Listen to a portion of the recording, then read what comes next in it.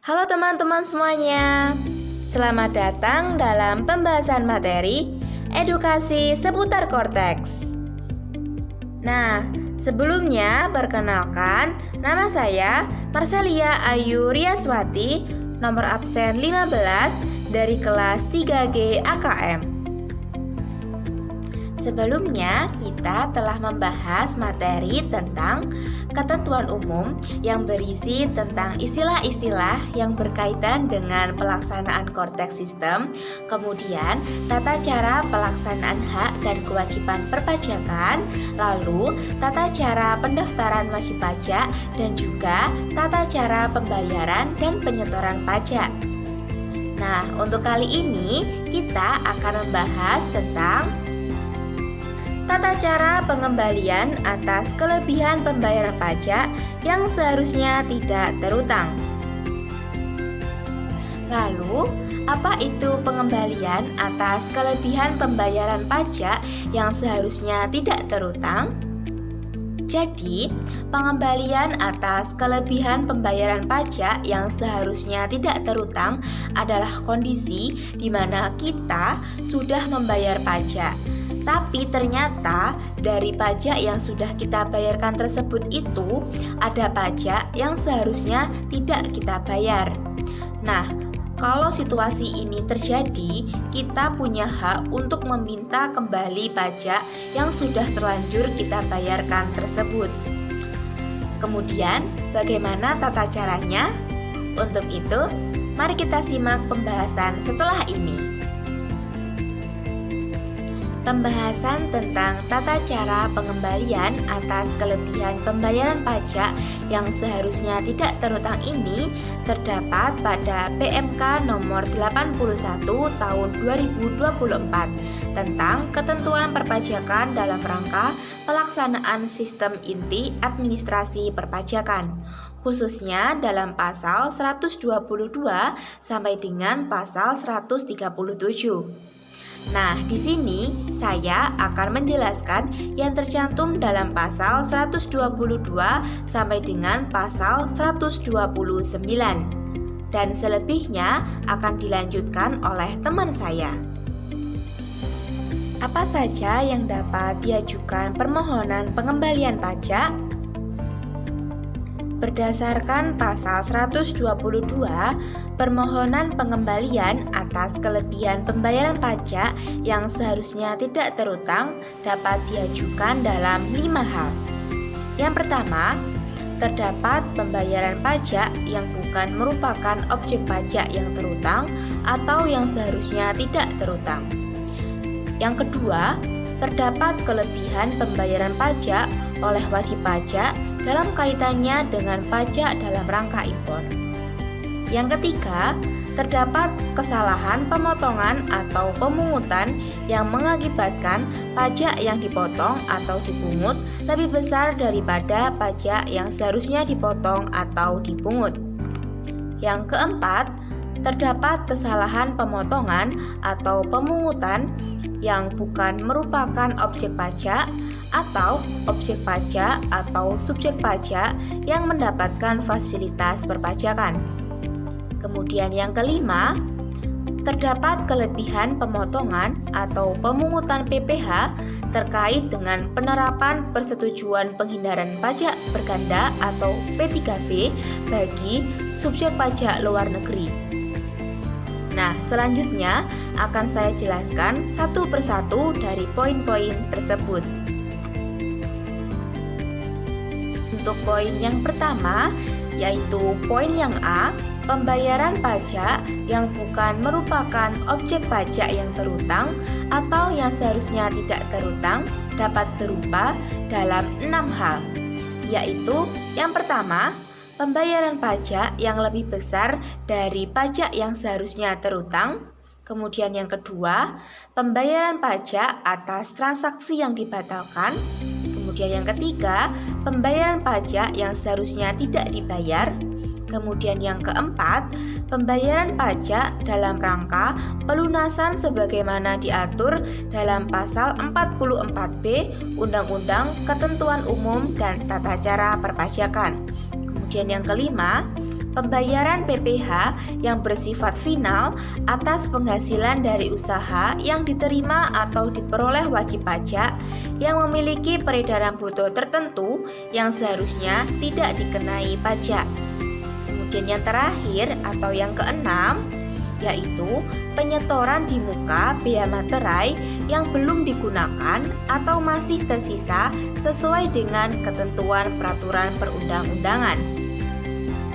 Dan yang selanjutnya atau untuk poin yang B, yaitu kelebihan pembayaran pajak oleh wajib pajak dalam kaitannya dengan pajak dalam rangka impor itu meliputi dalam 3 hal. Yang pertama ada PPh pasal 22 impor, kemudian yang kedua ada PPNI impor, dan yang ketiga ada PPNBM impor yang telah dibayar. Kemudian untuk penjelasan poin yang C atau kesalahan pemotongan atau pemungutan pajak dapat berupa dalam 3 hal. Yang pertama, pemotongan atau pemungutan PPh yang mengakibatkan PPh yang dipotong atau dipungut lebih besar daripada PPh yang seharusnya dipotong atau dipungut. Yang kedua, pemotongan atau pemungutan PPh atas penghasilan yang diterima oleh bukan subjek pajak. Dan yang ketiga atau yang terakhir yaitu pemungutan PPN, PPNBM, dan bea materai lebih besar daripada pajak yang seharusnya dipungut. Dan untuk yang selanjutnya, untuk poin keempat atau poin D, yaitu kesalahan pemotongan atau pemungutan terkait objek pajak. Nah, maksud dari objek ini yaitu objek yang dikenakan, yang dimana sebenarnya bukan objek pajak, atau objek pajak atau subjek pajak yang mendapatkan fasilitas perpajakan. Nah, hal ini dapat berupa dalam 3 hal. Yang pertama yaitu pemotongan atau pemungutan PPh yang seharusnya tidak dipotong atau tidak dipungut. Yang kedua, pemungutan PPN yang seharusnya tidak dipungut. Dan yang ketiga, pemungutan PPNBM yang seharusnya tidak dipungut karena yang pertama, diberikan pembebasan atau pengecualian PPNBM atas impor atau penyerahan barang kena pajak yang tergolong mewah. Dan yang kedua, karena ekspor barang kena pajak yang tergolong mewah yang PPNBM atas perolehannya telah dibayar. Lalu, dalam hal tersebut, jenis pajak apa saja yang dapat diajukan permohonan pengembalian? Berdasarkan pasal 122 ayat 2, jenis pajak yang dapat diajukan permohonan pengembalian atas kelebihan pembayaran pajak yang seharusnya tidak terutang itu meliputi dalam 7 hal. Yaitu yang pertama ada PPh atau pajak penghasilan. Kemudian yang kedua ada PPN atau pajak pertambahan nilai. Yang ketiga ada PPNBM atau pajak penjualan atas barang mewah. Yang keempat ada PBB atau pajak bumi dan bangunan. Yang kelima ada bea materai. Yang keenam pajak penjualan. Dan yang terakhir atau yang ketujuh yaitu pajak karbon. Nah, selanjutnya selain jenis pajak yang sudah saya sebutkan tadi, pembayaran deposit pajak juga dapat diajukan permohonan pengembalian seperti sebagaimana dimaksud dalam pasal 122 ayat 3 yang berbunyi, selain jenis pajak sebagaimana dimaksud pada ayat 2, pembayaran deposit pajak yang tidak digunakan untuk pelunasan pajak yang terutang juga dapat diajukan permohonan pengembalian atas kelebihan pembayaran pajak yang seharusnya tidak terutang. Lalu, Bagaimana mekanisme permohonan pengembalian pajak tersebut? Di sini saya akan menjelaskan baik yang secara umum maupun yang secara khusus. Secara umum, mekanisme pengembaliannya adalah sebagai berikut, di mana tercantum dalam 3 hal.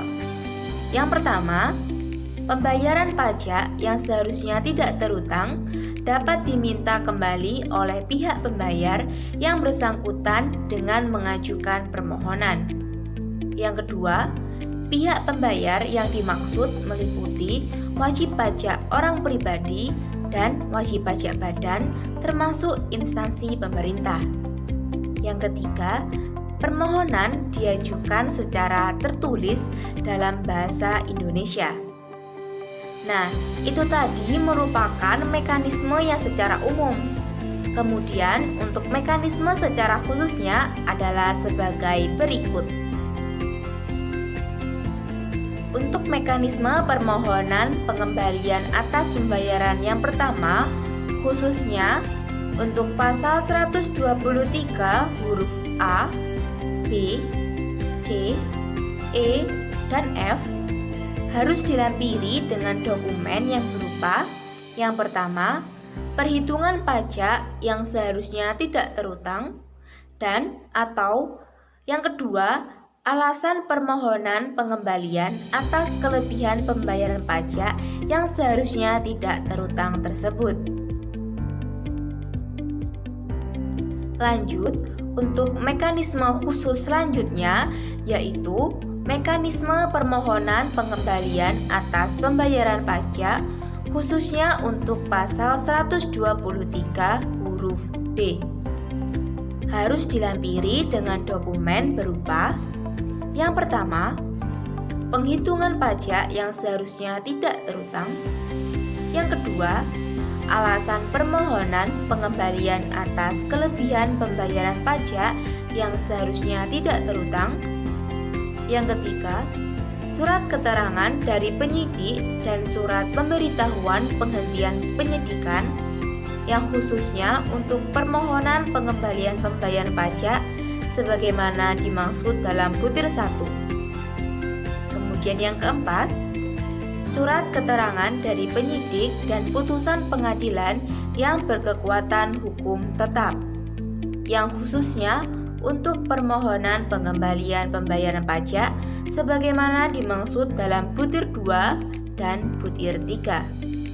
Dan yang kelima atau yang terakhir, surat keterangan dari penyidik yang menyatakan bahwa telah terjadi kesalahan pembayaran dan belum dilakukan penyerahan tanggung jawab atas tersangka dan barang bukti ke penuntut umum yang khususnya untuk permohonan pengembalian pembayaran pajak sebagaimana dimaksud dalam butir 4. Kemudian, untuk mekanisme yang selanjutnya yaitu mekanisme permohonan pengembalian atas pembayaran pajak khususnya untuk pasal 122 huruf B. Harus dilampiri dengan dokumen berupa ini terdiri dari 5 poin. Karena sangat panjang, jadi di sini saya tidak akan menjelaskan secara mendetail. Teman-teman dapat melihat mekanisme secara khusus ini dalam pasal 127. Dan untuk secara ringkasnya adalah sebagai berikut. Yang pertama, ada salinan bukti pembayaran pajak berupa surat setoran pabean. Yang kedua, ada surat setoran penetapan tarif dan atau nilai pabean. Yang ketiga, ada salinan keputusan keberatan dan putusan banding. Yang keempat, penghitungan pajak yang seharusnya tidak terutang. Dan yang kelima, alasan permohonan pengembalian atas kelebihan pembayaran pajak yang seharusnya tidak terutang tersebut. Kemudian, apa yang akan dilakukan oleh Direktorat Jenderal Pajak jika menerima permohonan pengembalian pajak tersebut? Direktorat Jenderal Pajak akan meneliti kebenaran pembayaran pajak berdasarkan permohonan pengembalian. Kemudian, dalam rangka meneliti kebenaran pembayaran pajak, Direktorat Jenderal Pajak akan meminta dokumen atau keterangan kepada pemohon. Dan selanjutnya, penelitian tersebut dituangkan dalam laporan hasil penelitian. Lalu, bagaimana keputusan Direktorat Jenderal Pajak setelah melakukan penelitian terhadap permohonan tersebut? Apabila berdasarkan laporan hasil penelitian terdapat kelebihan pembayaran pajak yang seharusnya tidak terutang, Direktorat Jenderal Pajak akan menerbitkan Surat Ketetapan Pajak Lebih Bayar atau SKP-LB. Dan apabila berdasarkan laporan hasil penelitian ternyata tidak ada kelebihan pembayaran pajak yang seharusnya tidak terutang, maka Direktorat Jenderal Pajak akan menyampaikan pemberitahuan penolakan atas permohonan tersebut kepada pemohon. Baik, sekian penyampaian materi tentang tata cara pengembalian atas kelebihan pembayaran pajak yang seharusnya tidak terutang. Terima kasih kepada teman-teman semuanya yang telah menonton video ini. Maaf apabila ada kurang lebihnya, dan semoga penyampaian materi ini dapat bermanfaat bagi kita semua. Semangat teman-teman untuk mempelajari materi Korteks yang selanjutnya. Sampai jumpa teman-teman semuanya.